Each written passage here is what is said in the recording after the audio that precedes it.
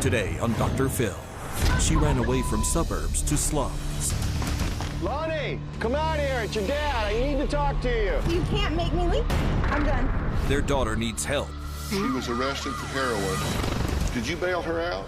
Yes. But so do the parents. You guys aren't ready. You're hiding stuff from your husband. She's not hiding anything from me. Well, She told us that she did, so she's either lying to us or she's lying to you. Now, Lonnie finally made it here. the intervention. I'm a heroin addict. I can say it. Are you an addict? no, I'm not. You are a liar, Mom. Lonnie, your mom is not a drug addict. Were you addicted to painkillers? She doesn't want the world to know. Say it. Let's do it. Have a good show, everybody. Here we go. I hate to see people suffering, and you've hurt long enough. Stand by, Dr. Phil. I'm going to get you the help that you need. 5, 4. This is going to be a changing day in your life.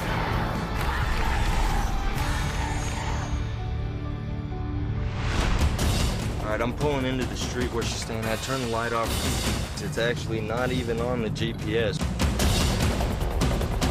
Hey, Lonnie. There's my daughter. Dr. Phil, open any door in the world for you. I'm not going anywhere today. I'm telling you that right now. Well, that was Brandon once again trying to save another addict's life. Can you believe that 10 years ago, right here on this stage, we made television history with the first ever on-air drug intervention on Brandon? Did you lie to me to get him in here? Answer my question. You are the biggest liar in the group. You lie to your father, you lie to your mother. That's the pot calling the kettle black, my friend. Brandon, I know you want Don't help. talk to me. Am I done? Can I go now? He walked down this runway with a big choice to make. Now he's going to walk back up it today. Let's welcome Brandon.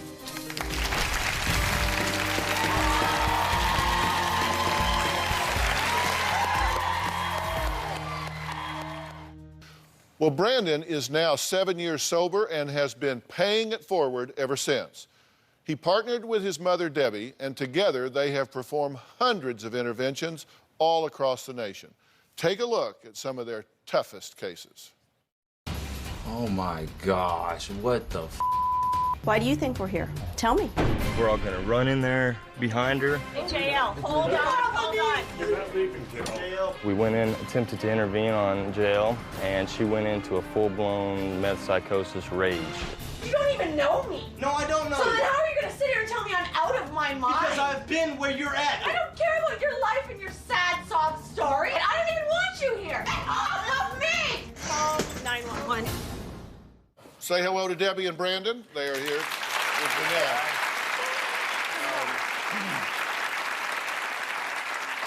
So, how you doing? Catch us up. Oh, I'm doing fantastic. I never, ever imagined life could be so good. And actually, when I say that you guys are paying it forward, you guys have been doing interventions. You've been helping us with interventions. And when Debbie called us about this next story, she said the family desperately needed our help. In just 3 years, 20-year-old Lonnie had gone from a straight-A student to getting kicked out of high school for trading pills and later selling heroin to an undercover cop. This family was on the brink of giving up hope. Take a look. My daughter, Lonnie, she's 20 years old. She's addicted to heroin. Left the house a few weeks ago. We haven't seen her since. Lonnie was a great kid. She always loved to be around family.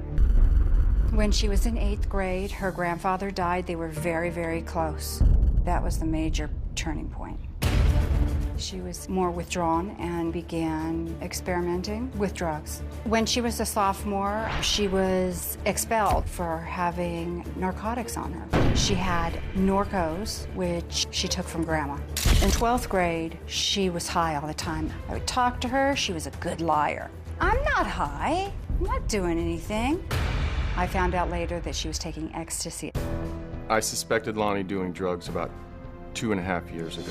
She met this boy. The second I saw this guy, I knew it's bad news. When she was 18, she moved out. Last year, she was arrested 2 times for possession. One of those, she sold to an undercover cop.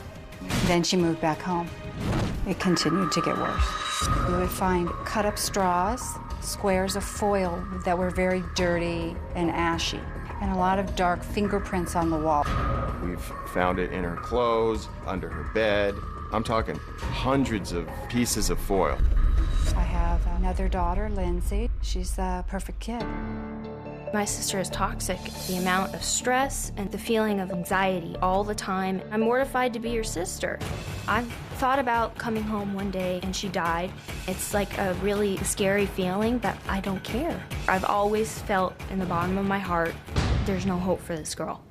About 3 weeks ago, Paul had hundreds of dollars missing out of his bank account. We confronted her, and of course, it's always deny, deny. She went to live with Grandma. There were several times when I found that there were bills missing from my wallet. There were a couple of old gold necklaces that were missing. So we confronted her. She denied it. Her boyfriend came and picked her up. She hugged me and said, "I love you, Mom. Don't worry, I'm fine." That was the last time we saw her. Jail doesn't scare her.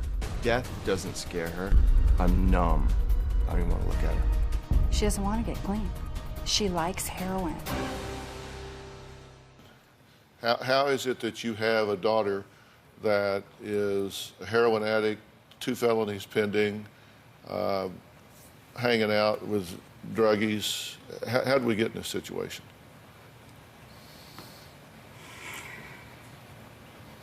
I just think it started from school, hanging in the environment that she was hanging out with.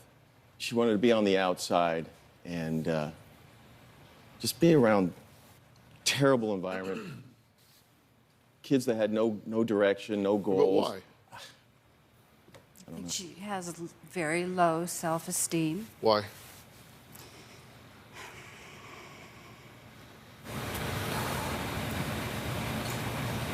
I don't know. I don't know if she was... I have no idea. We've always told her how beautiful Okay, she was. Let me stop y'all here for a minute. This is important to me. Have you not given any thought to this? Oh, of course. Because I'm asking, you're going like, well, it never occurred to me that somebody's going to ask me how we got to this point. I need you to come full present here right now. I don't mess around. If she wants to be a drug addict, I am her worst damn nightmare. Because let me tell you, I will haunt her ass till the end of the world. Okay? You have no idea. And I ask you a question, and you're just kind of staring off like you're in shock. I listen to what you say, and you say, I'm done. I'm through with her. And if that's true... It's not true. I mean, I'll do anything for Then my why daughter. did you say that? If you're not in this deal, then you need to excuse yourself, because I'm getting ready to deal with your daughter, and I can't have anybody dragging their feet or anybody that's not committed to it. I have a philosophy, and you need to adopt it and embrace it. And it is this: you never, ever surrender to the disease. There were 6 times that I personally could have given up on him, 100 times that Doug and Debbie could have given up on Brandon, but they didn't. I've interviewed him on this stage. I've interviewed him in an orange jumpsuit in the Harris County Jail, and his mother was driving around not knowing she had black tar heroin hidden in her car because he had left it in the console. Okay? You didn't invent this problem, but you have it. So there has to be a sense of urgency here. I may never see her other than today. And you've got these two here. He's lived it. He's been there. She's a psychiatric nurse, a drug specialist. You have the A-team here. Right. So let me ask you again, why is she this way?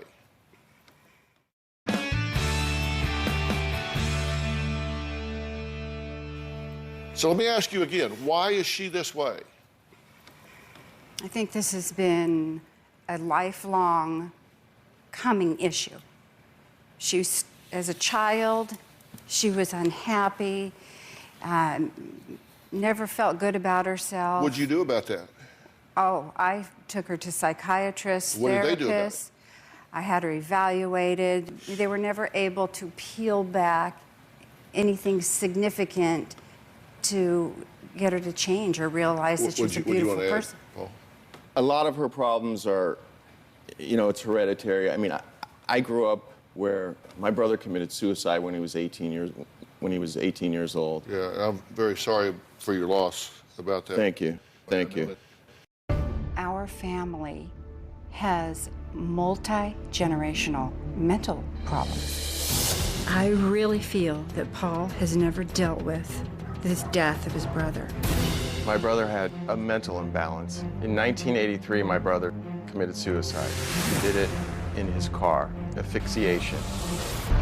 I mean, bloodline is bloodline. I think that he blames himself for passing that on to his daughter. Lonnie and I had many private conversations that I never shared with Paul because I was fearful that he would kick her out. He can't handle it. I really feel that Paul is a different man than I married. He's checked out. He's done. I'm more on my dad's side where we're done and we don't want to do this anymore. I'm not here for Lonnie. I'm here to support my mom and my dad, not for her. Do you have any idea why she expresses so much hate towards y'all? No, I don't. I don't know. Where she is now is not consistent with what her upbringing was. Absolutely. Because y'all got along. Absolutely. There was happiness in the home. It was a Absolutely. You got along as a beautiful sister. family. Absolutely. You We got always along, did things together. and then it turned. Right. I mean, we tried everything we can. We're still trying. There was a lot of enabling because we have no idea what we're doing, and I think that's why she's in this situation. We have no idea what we're doing, so every answer could be the right answer. So we tried everything. You said in 2009 she admits using ecstasy, but yet you had no clue that she was into drugs, even though she had been expelled before for swapping pills around. I knew she was doing the pills, but at that point, she was wanting to be Joe Cool. And I think she wanted to show people the pills, and it was more about just being cool than taking them at that time. At that time. Because she had... Perhaps you underestimated the danger there. Well, but I think because we had pills at home, and they were never touched at that time. When she was 16, she was dating a 23-year-old. You threatened to call the cops, but you never did. Well, she denied it for so long that she never admitted that they were going together. It was just always a group of friends at the beginning. Hanging out. You know. In February of this year, she was arrested for possession of heroin. Right. She said it was not hers. Did you bail her out? Yes. Did you bail her friend out? Yes. Your theory was, I need her out on the street so she has access to more drugs? They told me there was a jacket that was left in the car, and it was in the pocket of a jacket. And they were set up. And they were set up by someone. And you believed that? Yeah. Let me add that, while I was on probation, I failed 10 drug tests in a row, and I still tried to convince the judge that the lab results were, messed up somehow. That's how bad we'll lie to try and worm let our me way tell out you, of it. I had her pinned against the wall when he was in Harris County Jail and says, if you bail him out, I will never speak to you people again, ever. Make a choice. I'm in or I'm out. You bail him out, I'm out. You remember that conversation? Because it's hard for a mother to let her son sit down. He's in there for like 6 months. Yes. I knew at that very moment he lives or he dies. And I had to make a choice. And the choice was this is a very tough disease, and I had to get tough. And I accessed an anger that I didn't know I had, not at him, but at the drugs. And that's when I said, we're done, we're not moving back. We did not bail him out, and he spent 6 months, 180 days, in the Harris County Jail. You admit you're still paying for the bail bonds. You searched her room, you found a black wax pot in there, drug paraphernalia. You hid that from your husband. You didn't tell him. At certain times. I think we're getting way ahead of ourselves here. I don't think this is the day that we should talk to your daughter. Because you guys aren't ready.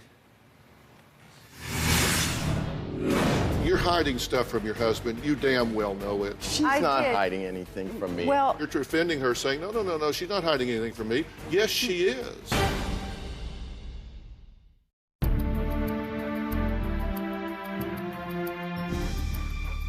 you're hiding stuff from your husband. You damn well know it. And I ask you, you say, well, sometimes not. I mean, come on, lady. No, I did. She's not hiding anything from me. Well, because Paul Well, was... she told us that she did, so she's either lying to us or she's lying But it's to a you. little... No, because... She said she didn't tell you because you couldn't take it. She was afraid you would kick her out of the house if you knew. I would have. Well, that wasn't the question. The question was, you're defending her, saying, no, she's not hiding anything from me. Yes, she is. Well, she's scared about her daughter going on the street. She doesn't want her on the street, but yet she goes down and bails her out of jail. I told Debbie, at least when he's in jail, you know he has at least limited access to drugs.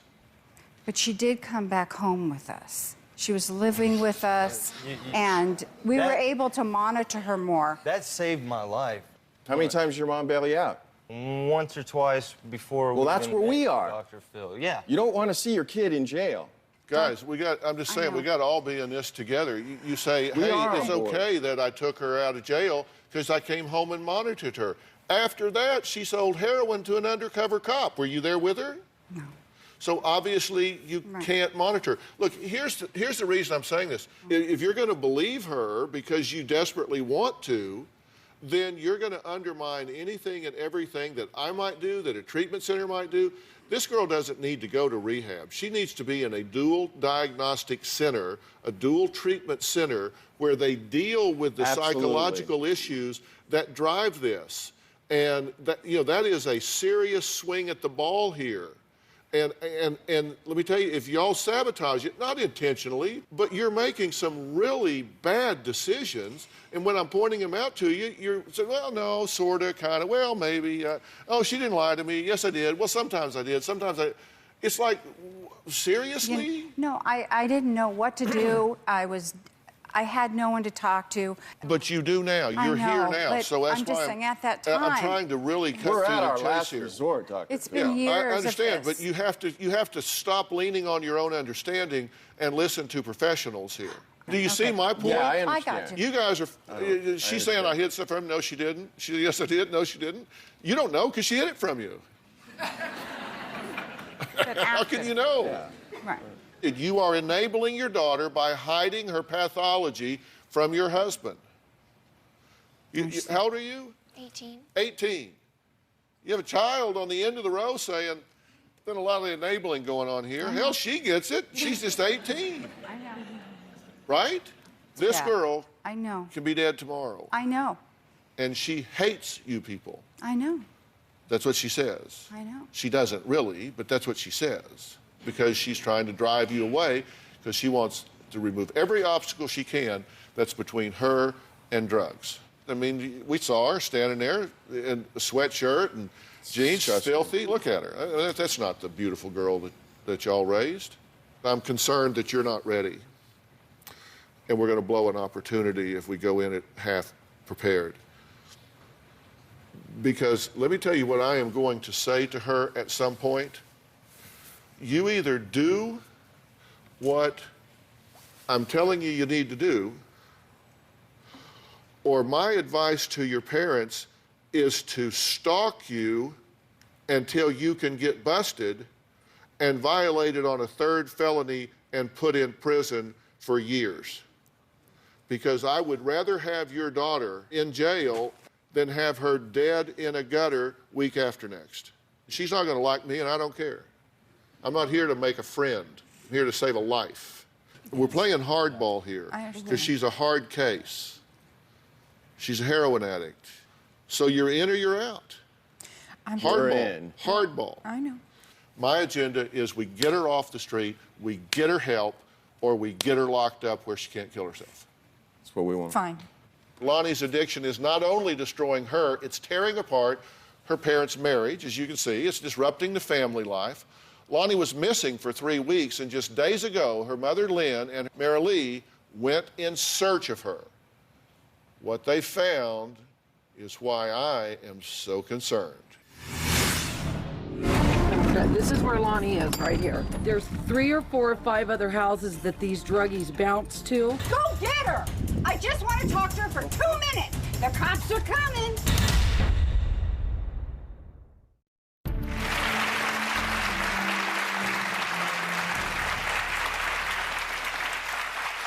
When 20-year-old Lonnie was caught selling drugs to an undercover police officer and then used as an informant, her family hoped she would put her struggles with drugs behind her. But sadly and predictably, Lonnie's drug use grew worse. When she went missing recently, her mother, Lynn, and Mary Lee turned into wannabe private investigators in an effort to track Lonnie down.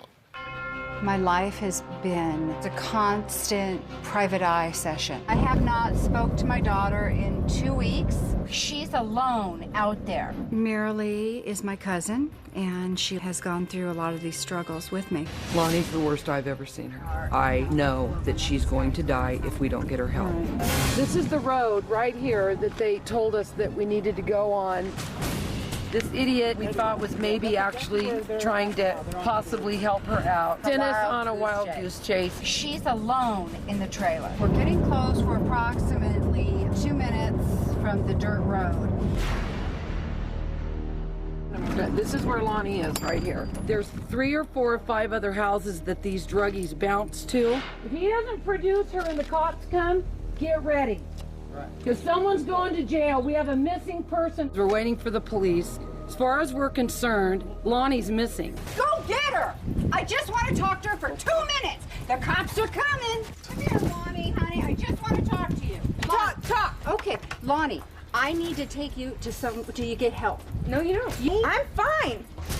Lonnie, you're living with men, honey, that you've known a week. You're finally away from the boyfriend, but you're with people that you don't know. Oh, I'm not leaving. I'm fine here, and you can't make me leave. I'm not doing drugs. If you get one more felony, babe, you are going to prison. You're Mom, sick. You're sick, I'm babe. not sick. Mom, stop. I'm done. You have no clothes. Lonnie, look at where you're living. Lonnie! Come on! You have a family that wants you to get better. I have followed Debbie and Brandon for a long time. I think they're absolutely superb at what they do. I got the number, I called it, and Debbie picked up the phone. Said, I'm begging you for your help. He's gonna die. She said, I'm gonna email the Dr. Phil show. And I said, what? Are you serious? We need Debbie and Brandon now to come get her because we can't do it on our own. Don't start calling the cops for a missing person. You know I'm here, Mom. So you just want to be an addict and live in the dirt? I'm not getting high. Lonnie, you need to go and get clean at a hospital. You need help. A hospital. So you. She's 20 years old. I want her to have a chance to live. At that point, we decided to send Brandon in to lend some help. I just pulled up to Lonnie's house, actually Lonnie's parents' house. I'm gonna go inside, meet the family, and figure this thing out. Hi, how are you doing? You must be Lynn? I'm Lynn. Dude. Come in. Oh, you're Come so in, come welcome, in. so welcome. Let me introduce you. Hi, how are you doing?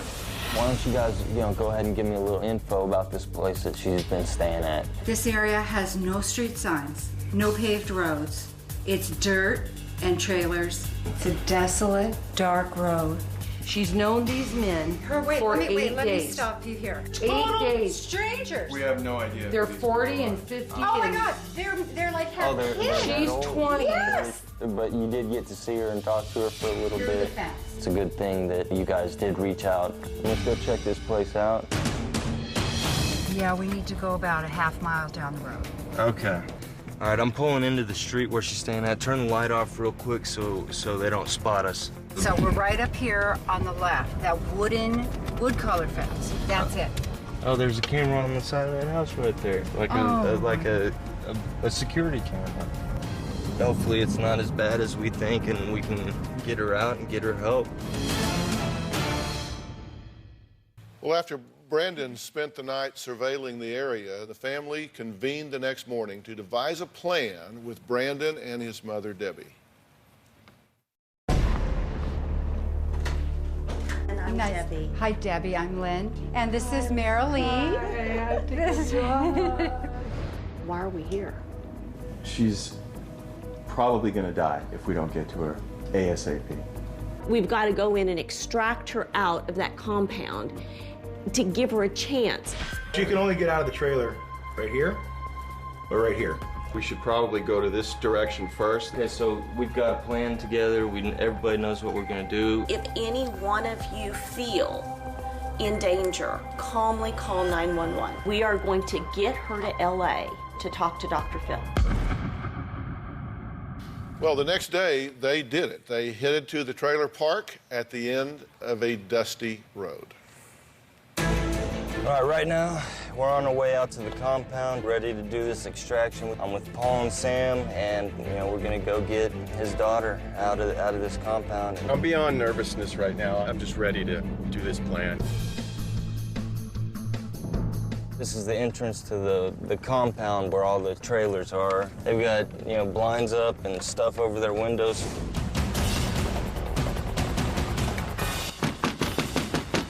Lonnie, come out here. It's your dad. I need to talk to you. I see a hole in the fence where she could possibly, run out the back. See anything over here, Sammy? I don't hear anything. I don't see any movement. There's movement. Lonnie!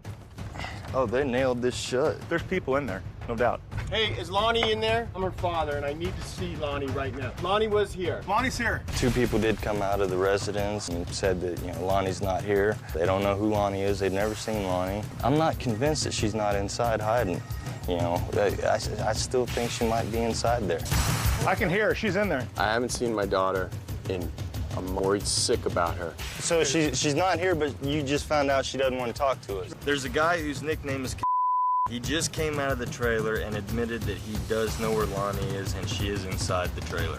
So you're gonna call the cops on me? Lonnie! Quite a ordeal. I'm adding Mary Lee to this. Mary Lee, thank you for being here. First off, thank you for writing. Thank you for reaching out. You've been a real movement in this thing and getting stuff along. Sam, thanks for being there and helping get everything together. This is Lonnie's grandmother down here. Hello to you as well. We have a lot of people here that care a lot about this young woman. I'm leaning on these guys to come present, get focused, stop listening to her lies, and hold her feet to the fire here. What do you think about what you've been hearing me say this whole time? I'm so glad. And it's a family emergency. And this is a family problem, as you can see. And I've seen it for many years. Lonnie was at the trailer, but how are they going to get her past the fence and actually get to have a dialogue with her? You don't want to miss what happened next. We'll be right back.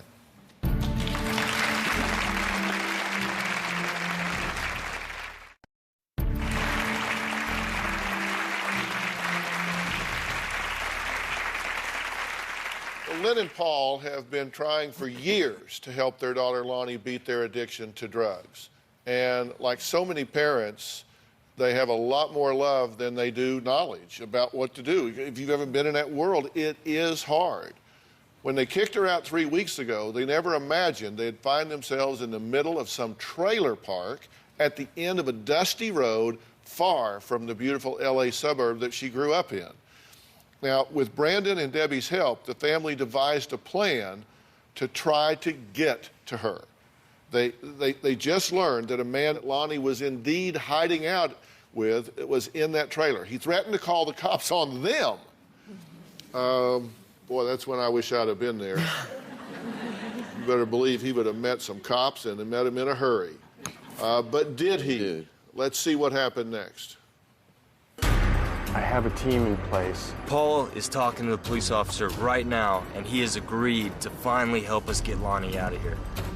I just overheard that the cop ran this guy's record, and he told him he'd better cooperate with us or he could take him in. So he went inside, and he got Lonnie to come out. There's my daughter. She's out in the open. Lonnie, I haven't seen you in a month. I just want to talk to you. Start talking. I don't want to bury my daughter. You're not going to. I know I have a problem. I know, but I'm staying clean. What do you have? What's your idea? I have a doctor lined up for you. Tell me about it. Yeah, I want to introduce you to the nurse. Debbie, this is my daughter, Lonnie. I appreciate that. I'm Debbie. Nice to meet you. Hi, I'm a nursing counselor. Okay. And the only reason I'm here is because your family's just worried about me. Your mom and Marilee wrote in to Dr. Phil. Do it. I'll think about it. I know you said that. I'm not going anywhere today. I'm telling you that right now. I think we are making a little progress. She said she wants to think about it. I don't want you bringing this drama here, Mom. I'm not getting high. I'm just trying to stay away from you for a little bit. The only person that they're gonna listen to that can actually hold a mirror up in front of them and say, this is what you've done wrong to your daughter, that guy's Dr. Phil. Lonnie is still resisting. Marilee is talking to her right now. Just give me 2 days with you. And I give you my word, God is my witness. I'll never come chasing after you again. I just want you to go talk to Dr. Phil. Please? Whatever. Okay, baby, let's go get Can your I stuff. get my out? You can do whatever you want. We finally got Lonnie to agree to come with us, and she went inside, got her stuff, and she's on her way out right now. So here she is coming out, and she's got her stuff, so we got her.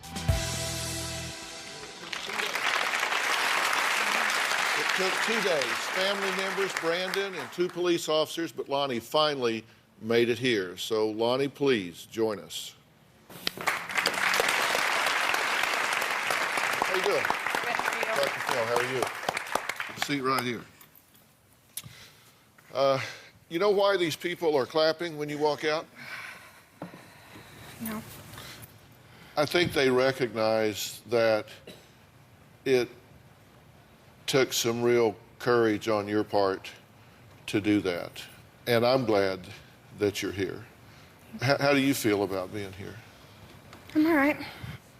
What's the good and bad about being here? I want finally to get my family help, not just me, but my whole family. We all have major problems. We just need to lay everything out on the table and talk about it and figure something out. It's like you're reading my mind. You know, one of the things that frustrates me, people have heard me say it before, is I have family members that bring kids. This even happened when I was in private practice. And people would bring their kids and drop them at the therapeutic altar and say, here, fix them and call me when you're done. And I'd say, whoa, wait a minute.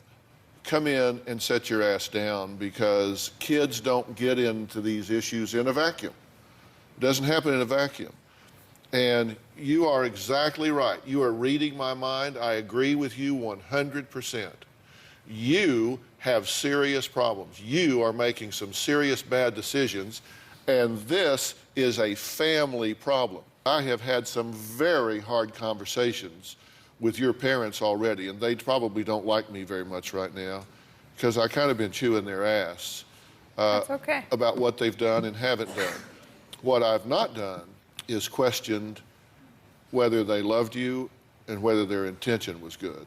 I know they love me, and I know their intentions are good. Is that a fair thing? Assessment, yeah. Have you felt chewed out? I'm sorry, but I know. Yeah. It's okay. I know. But I needed you to change your position. I understand. But anywhere in there, did you ever hear me say that you didn't mean well and didn't love your daughter? Because you didn't hear me say that, because I don't believe that. I believe that you love this daughter very much. I said that your dad would run through a door or climb any mountain to help you. He would lay his life down for you. But he is also a big part of this problem. Your mother, the same thing. She would die for you, but she is a big part of this problem. I totally get that. Why are you so mad at them? You know, I could sit here today and say, yeah, I have mental problems. I'm a drug addict, up, I've stolen, I've lied, I've cheated, and I could say that on national television. I'm a drug addict. But there's someone else who is a drug addict, who is keeping this on the down low, who I think needs to talk about it. Who is that? You're doing heroin and meth. You're hanging around with people named I'm not doing this to hurt you. I'm getting everything out on the table.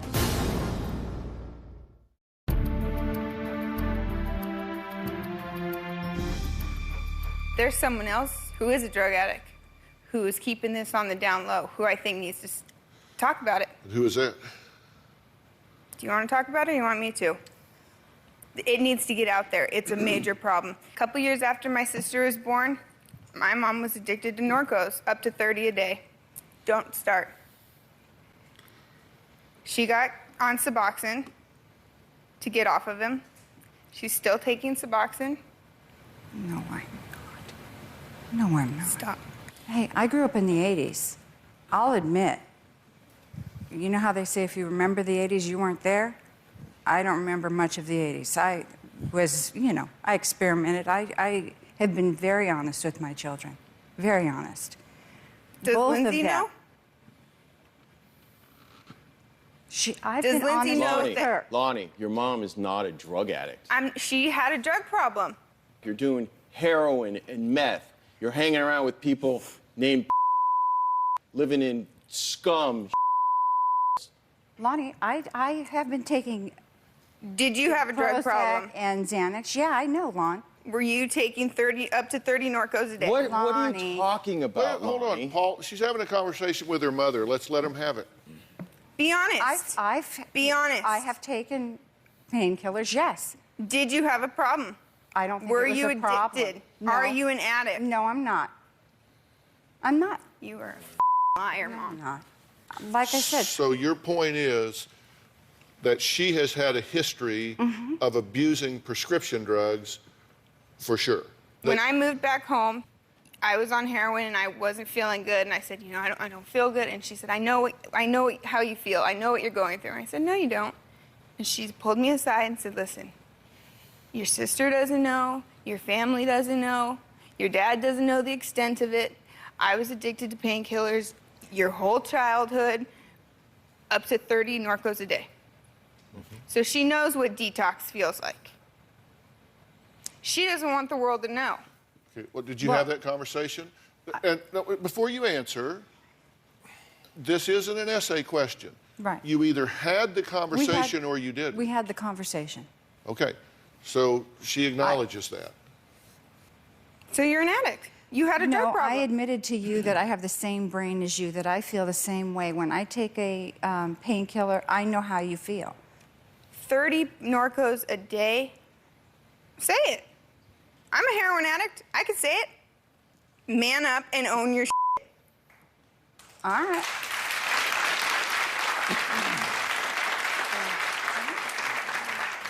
I'm not doing this to hurt you. I'm getting everything out on the table.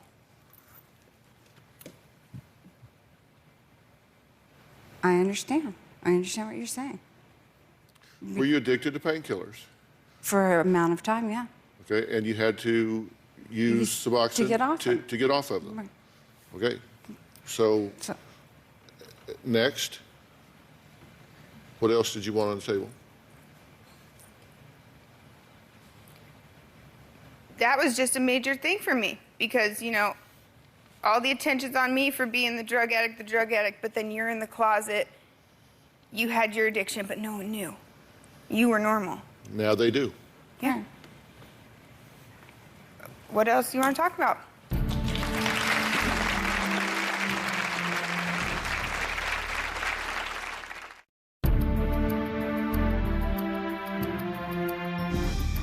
You need help. You need more help than just some rehab program. You need a lot of help to get the life that I think you deserve. I do want to make what I think is a very unique program available to you. It's not just some rehab program. It's what we call a dual diagnosis program that can truly give you the chance to get traction and become all of who you are. Mandy Baker is here. I flew her in here from Texas today. She's Vice President, Executive Clinical Director of the Origins Recovery Center. And I want you to do that. And I want you to do it with an understanding and a commitment from me that while you're doing that, these people right here have got a hell of a lot of work that I am going to set up for them to do as well, as much or more work as you're doing, so you have a chance to come home and really have a relationship where there's honesty instead of hypocrisy, where people respect the boundaries in your life, but yet hold you accountable. You've got legal problems, we will help with those as well. I'm willing to make every resource at my fingertips available to you, and they are appreciable. What I need you to do is tell me in all sincerity that you will immerse yourself in this program. Will you do that? Yes, I will. We have a deal? You will do that? Okay. All right. You can do this.